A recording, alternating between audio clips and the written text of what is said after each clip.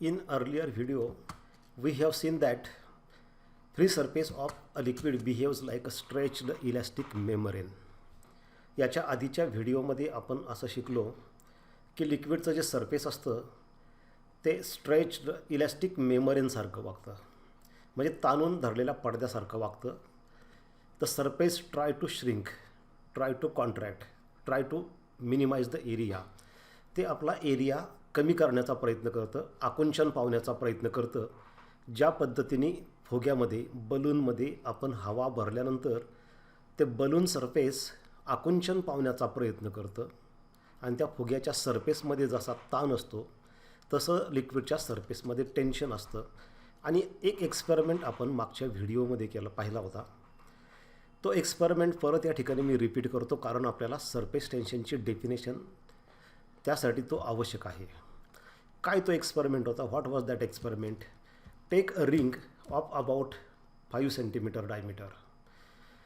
Tie a light thread to diametrically opposite points of this ring. The length of this thread should be greater than diameter of the ring. एक ring घ्या साधारणतः 5 cm डायमीटरची. एक हलका दोरा दोन dimetric opposite पॉईंट्सला अशा पद्धतीने बांधा की दोऱ्याची लांबी ही ह्या रिंगच्या डायमीटरपेक्षा थोडी जास्त असेल की ज्यामुळे हा दोरा थोडासा लूज राहील. Then dip this ring in the soap solution and take it out.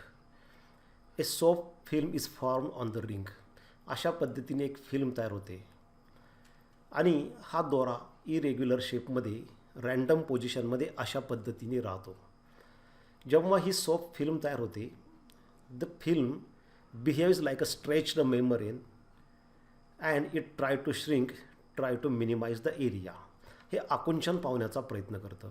त्यामुळे हे सगळ्या बाजूनी आकुंचन पावण्याचा प्रयत्न करतं आणि रिंगला आतमध्ये ओढायचा प्रयत्न करतं. पण आता ही रिंग जी आहे ती मेटॅलिक रिंग आहे. त्याचवेळी ह्या दोऱ्याला पण इकडची जी राईट हँड साईडची फिल्म आहे ती त्या थ्रेडला राईट साईडला ओढायचा प्रयत्न करते, सरफेस टेन्शनचं फोर्स, कारण हा भाग आकुंचन पावण्याचा प्रयत्न करणार. त्याचवेळी थ्रेडच्या लेफ्ट हँड साईडला जी फिल्म आहे तीसुद्धा आकुंचन पावण्याचा प्रयत्न करणार आणि ती पण ह्या थ्रेडला लेफ्ट हँड साईडला एक फोर्स लावणार. त्यामुळं ह्या थ्रेडवरती दोन्ही साईडला फोर्स असल्यामुळं लेफ्ट आणि राईट साईडला नेट फोर्स 0 होईल. And therefore this thread will remain in this irregular shaped position. आहे त्या पोझिशनमध्ये असं ते राहील. But when you break the film on the left hand side of this thread, then what happens? See this third figure. जर आपण समजा ही film समजा टाचणीने ब्रेक केली तर इकडची ही फिल्म ब्रेक झाल्यामुळं आता फक्त राईट हँड साईडला फिल्म आहे, सोप फिल्म आहे आणि ती आकुंचन पावण्याचा प्रयत्न करते. आता ह्या मेटॅलिक रिंगला तर ती काय आतमध्ये ओढू शकत नाही, पण हा दोरा थोडासा लूज असल्यामुळं त्या दोऱ्याला ती आतमध्ये राईट हँड साईडला ओढते. This thread is pulled towards the right. आणि अशा पद्धतीने ह्या दोऱ्यामध्ये एक ताण निर्माण होतो कारण ही जी फिल्म आहे ती आकुंचन पावण्याचा प्रयत्न करते. आता या उलट जर आपण ही फिल्म समजा राईट हँड साईडला जर ब्रेक केली थ्रेडच्या, तर काय होतं बघा. When we break the film on the right hand side of the thread, then this thread is pulled towards left hand side by this force of surface tension. Because this film on the left hand side of this thread try to shrink, try to minimize, it behaves like a stretched membrane. ह्या एक्सपेरिमेंटवरून काय सिद्ध होतं की जी film असते ती फुग्याचं जे surface असतं, फुगा फुटल्यानंतर जसं आकुंचन पावतो त्या पद्धतीने ही आकुंचन पावण्याचा प्रयत्न करत असते आणि यालाच म्हणतात सरफेस टेन्शन. आता हे सरफेस टेन्शन आपल्याला डिफाईन करायचं आहे. सरफेस टेन्शनची डेफिनेशन आपल्याला याच्यावरून आता तयार करायची आहे. तर ती डेफिनेशन कशी तयार करायची? आता ही एक फिगर बघा तुम्ही. ह्या फिगरमध्ये तुम्हाला काय दिसतंय? This is a beaker containing a liquid and an imaginary line is drawn on the free surface of this liquid. That imaginary line is AB. Just like in the first case we have seen that experiment, there was a thread. Here imagine this imaginary line AB on the free surface of a liquid. Then force of surface tension will act on both sides. towards left and towards right. This force of surface tension is perpendicular to this line and it is tangential to the surface. Top view वरून पाहिल्यानंतर कसं दिसेल तर second फिगरमध्ये तुम्हाला दिसतं. समजा वरून आपण फोटो काढला तर ही ए बी लाईन आहे आणि त्याच्या दोन्ही बाजूला हे सरफेस टेन्शनचं फोर्स आहे. हे सरफेस टेन्शनचं फोर्स या लाईनला परपेंडिक्युलर आहे पहा, इमॅजिनरी लाईनला, आणि त्याचवेळी ते जे लिक्विड सरफेस आहे त्याला टँजन्शियल आहे. हे जे फोर्स असतं ते फोर्स युनिट लेंथवरती, म्हणजे टोटल जे काय फोर्स असेल त्याला ह्या लाईनच्या लेंथने डिवाईड केलं की आपल्याला मिळतं सरफेस टेन्शन. त्याच्यावरून आपण सरफेस टेन्शनचे डेफिनेशन तयार करणार आहे. Surface tension is force per unit length. Now see the definition of surface tension.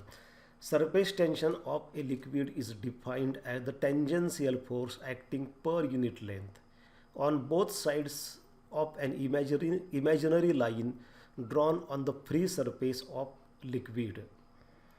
Surface tension of a liquid is defined as tangential force. This force of surface tension is tangential to the liquid surface. म्हणजे liquid सरफेसला tangential असतं ते. ही पहिली गोष्ट डेफिनेशनमध्ये हा point यायला पाहिजे, अन्यथा परीक्षेमध्ये तुमची डेफिनेशन रॉंग दिली जाईल. ॲक्टिंग पर युनिट लेंथ म्हणजे डिवाईड करायचं. जी काय लेंथ असेल 2 मीटर, लेंथने डिवाईड केल्यावरून आपल्याला 1 मीटर म्हणजे पर मीटर मिळतं, ते surface tension.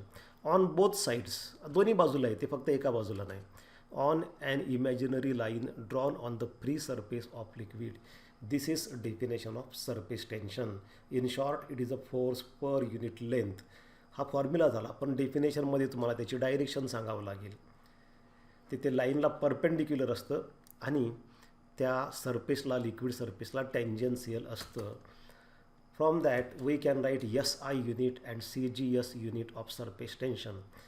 SI unit of surface tension is Newton per meter and CGS unit is Dyne per centimeter. Because surface tension is force per unit length, SI unit of force is Newton and that of length is meter. Therefore, Newton meter is unit of surface tension, SI unit. CGS unit is Dyne per centimeter because CGS unit of force is Dyne and that of length is centimeter. Now, we know Newton, 1 Newton means 10 raised to 5 Dyne and 1 meter means 10 raised to 2, 100 centimeter. Therefore, from that we get 10 raised to 3 Dyne per centimeter. That means 1 Newton per meter equal to 10 raised to 3 means 1000 Dyne per centimeter.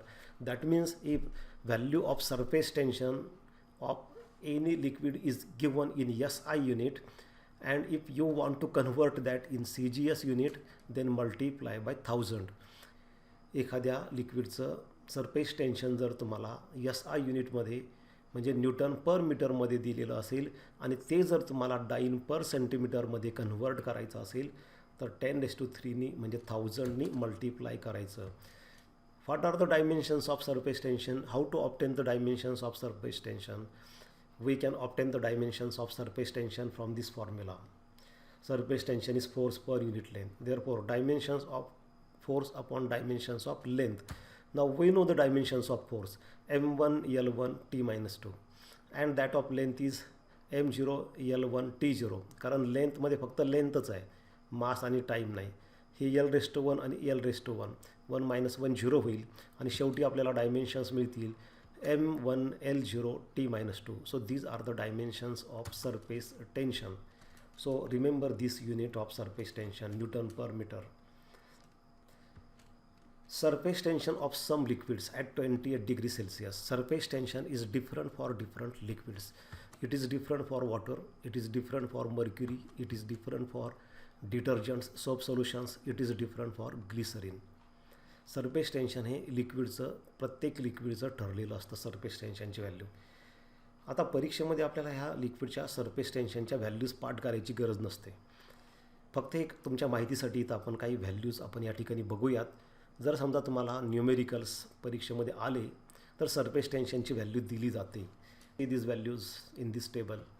Surface tension of water is 0.0727 in SI unit, Newton per meter.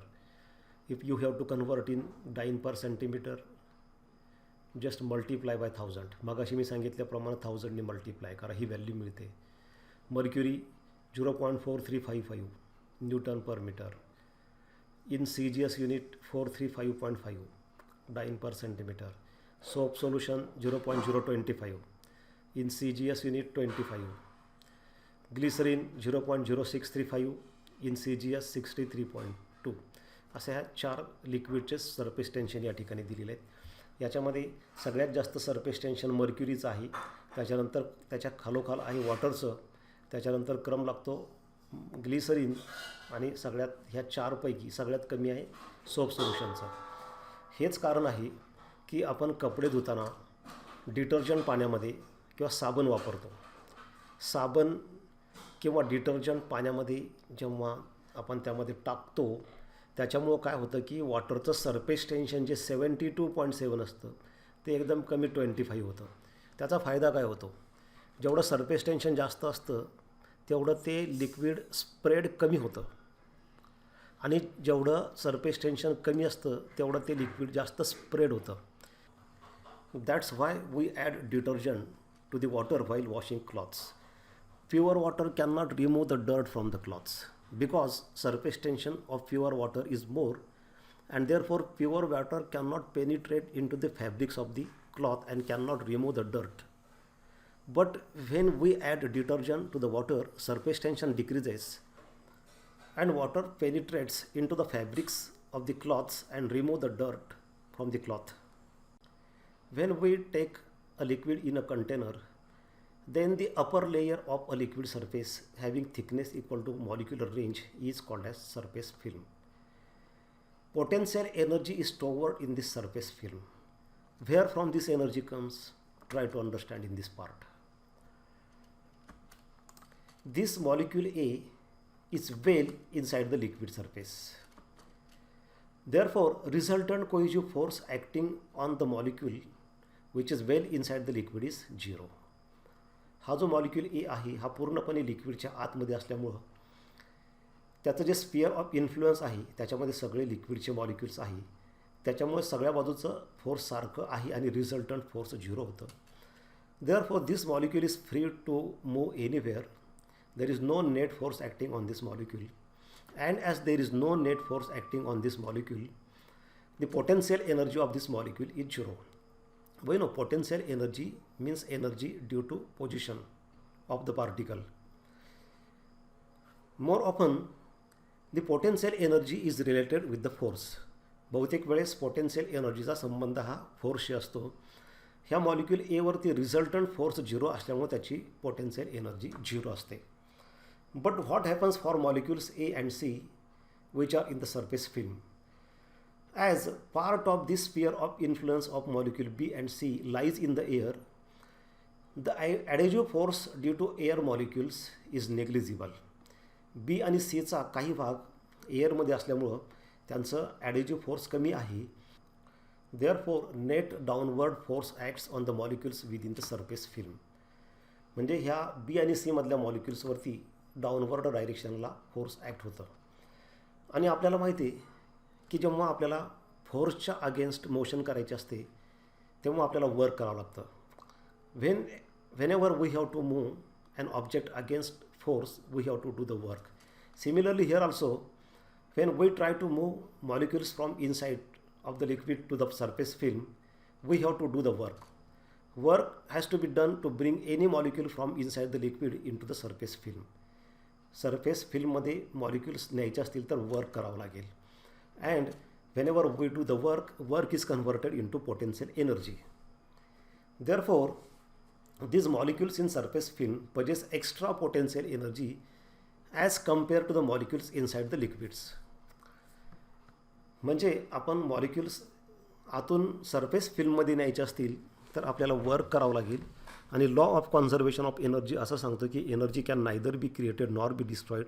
आपण केलेलं work हे एनर्जीमध्ये convert होईल आणि त्या मॉलिक्यूलच्या potential एनर्जीमध्ये ते साठवलं जाईल. याचा अर्थ असा आहे की सरफेस फिल्ममध्ये जेवढे मॉलिक्युल्स आहे त्यांच्यामध्ये पोटेन्शियल एनर्जी आहे. म्हणजे जिथं फोर्स आहे तिथं पोटेन्शियल एनर्जी आहे आणि ह्या सरफेस फिल्ममधल्या सगळ्याच मॉलिक्युल्सवरती नेट डाऊनवर्ड फोर्स ॲक्ट होतं, त्यांच्यामुळे त्यांच्यामध्ये पोटेन्शियल एनर्जी आहे. The extra energy of the molecules in the surface layer is called as surface energy of the liquid. आणि ही जी एक्स्ट्रा एनर्जी आहे म्हणजे इंटेरियरच्या तुलनेमध्ये यांच्याकडे ही जी एक्स्ट्रा एनर्जी आहे त्याला म्हणतात surface energy. As any system always try to attain a state of minimum potential energy, the liquid tries to reduce the area of its surface film. युनिवर्समध्ये प्रत्येक सिस्टीम ही इक्विलिब्रियमकडे जाण्याचा प्रयत्न करत असते. इक्विलिब्रियम म्हणजे मिनिमम पोटेन्शियल एनर्जी स्टेट. स्प्रिंगचं उदाहरण तुम्हाला सांगतो. Spring जेव्हा नॉर्मल पोझिशनमध्ये असते म्हणजे कॉम्प्रेशन नसतं किंवा इलॉंगेशन नसतं तेव्हा स्प्रिंगमध्ये फोर्स नसतं आणि पोटेन्शियल एनर्जी 0 असते. पण जेव्हा आपण स्प्रिंग कॉम्प्रेस करतो तेव्हा आपण फोर्स लावतो आणि त्यामुळे त्या स्प्रिंगमध्ये पोटेन्शियल एनर्जी असते. आपण जेव्हा फोर्स काढतो तेव्हा ॲटोमॅटिक ती नॉर्मल पोझिशनला जायचा प्रयत्न करते मिनिमम पोटेन्शियल एनर्जी स्टेटला इक्विलिब्रियमला. त्याचवेळी जेव्हा आपण स्प्रिंग इलॉंगेट करतो स्प्रिंगला जेव्हा आपण ताणतो तेव्हासुद्धा त्याच्यावरती फोर्स असतं आणि त्यामुळे त्यामध्ये पोटेन्शियल एनर्जी असते. आपण बाहेरून ते फोर्स काढलं की परत त्याची जी नॅचरल टेंडन्सी असते इक्विलिब्रियमकडं म्हणजे स्टेबल स्टेटकडं जाण्याची मिनिमम पोटेन्शियल एनर्जी स्टेटकडं जाण्याची त्यामुळे परत ती स्प्रिंग नॉर्मल पोझिशनला येते.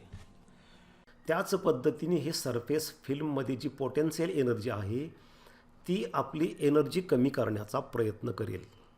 It will try to minimise the potential energy to acquire the state of equilibrium. आता पोटेन्शियल एनर्जी कमी करायची म्हणजे सरफेस फिल्ममधले नंबर ऑफ मॉलिक्युल्स कमी करायचे, मॉलिक्युलची संख्या कमी करायची. कारण जेवढे मॉलिक्युल्स जास्त तेवढी पोटेन्शियल एनर्जी जास्त. आपल्याला पोटेन्शियल एनर्जी कमी करायची म्हणजे मॉलिक्युल्स कमी करावे लागेल. मॉलिक्युल्स कमी करायचे म्हणजे एरिया कमी झाला पाहिजे.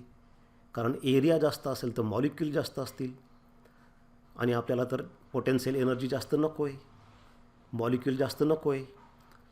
म्हणजेच एरिया कमी करावं लागेल. एरिया कमी झाल्यामुळं मॉलिक्युल्स कमी होतील, पोटेन्शियल एनर्जी कमी होईल.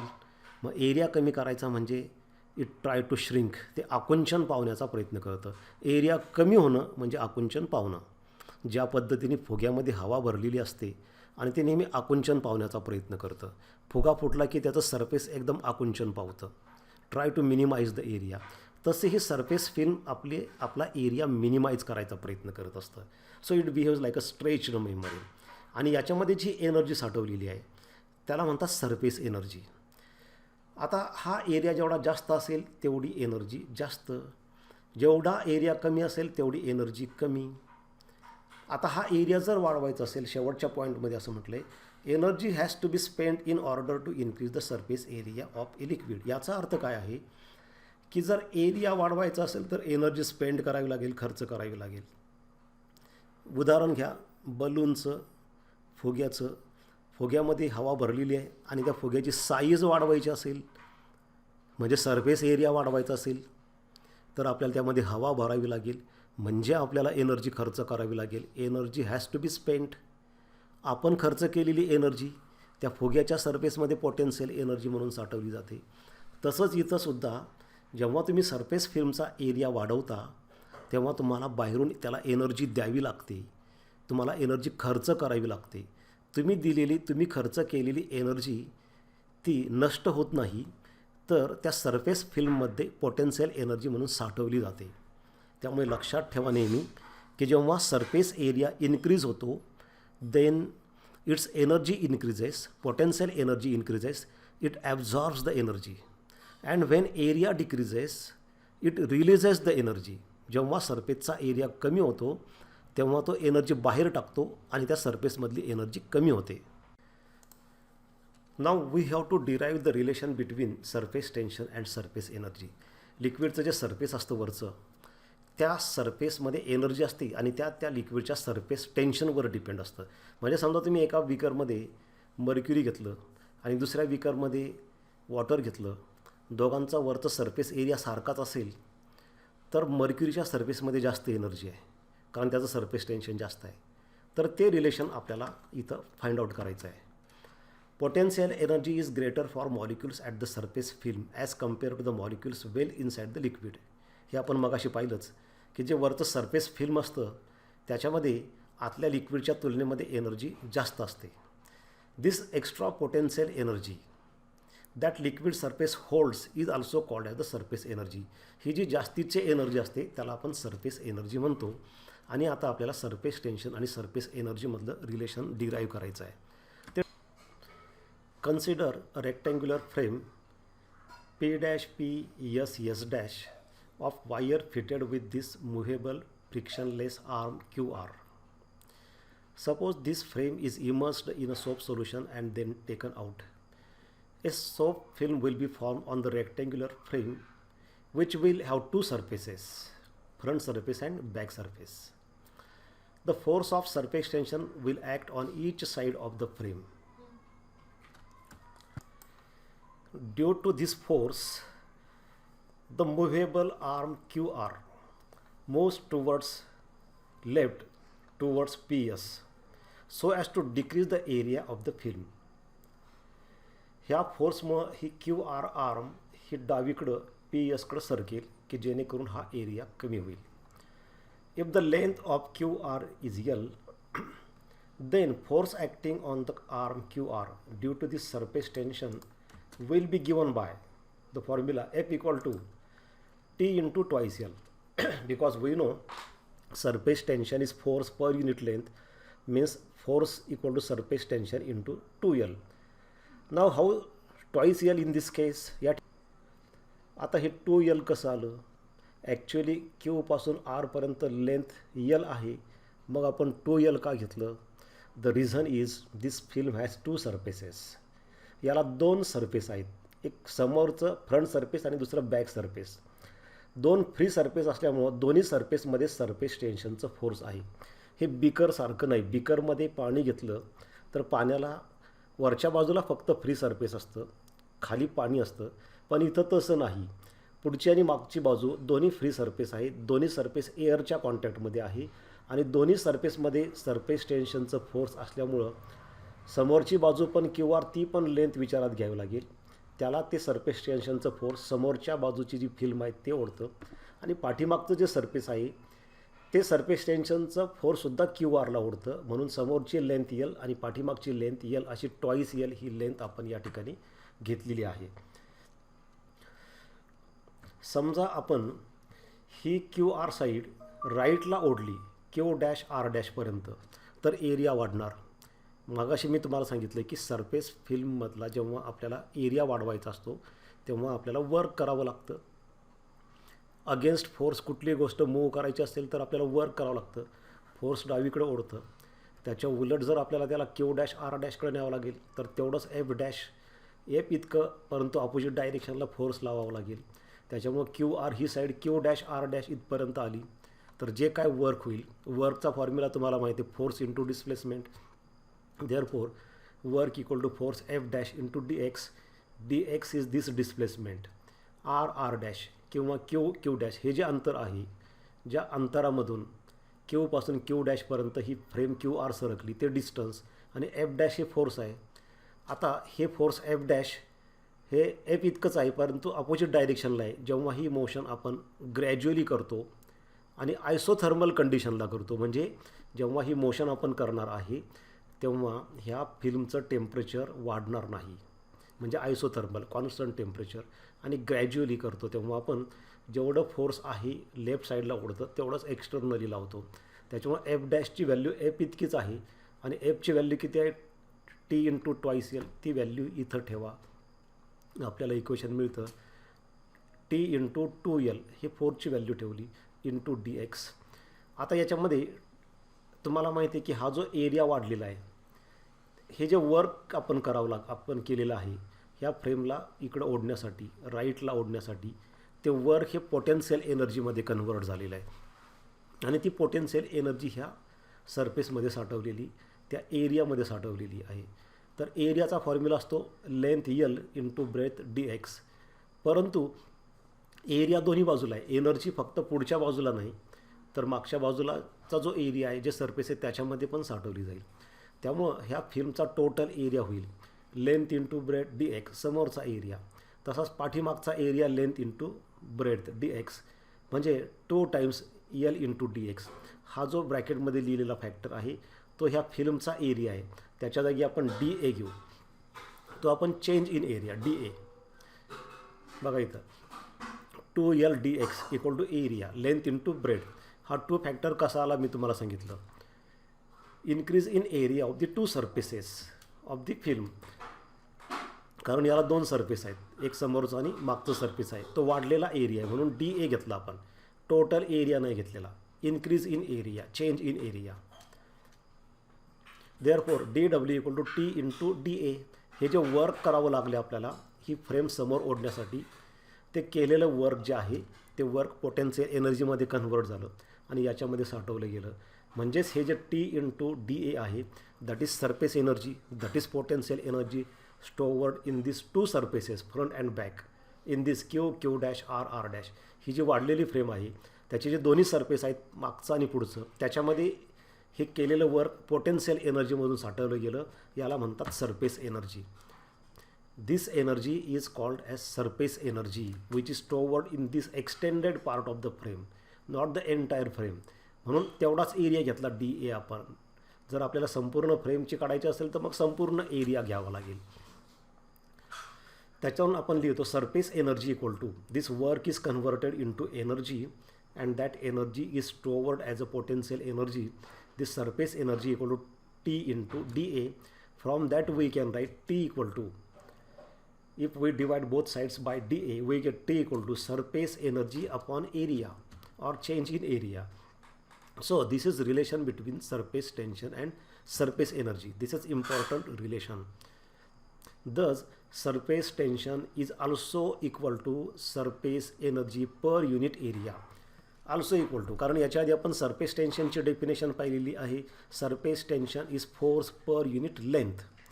तसं या ठिकाणी surface tension is also equal to surface energy per unit area.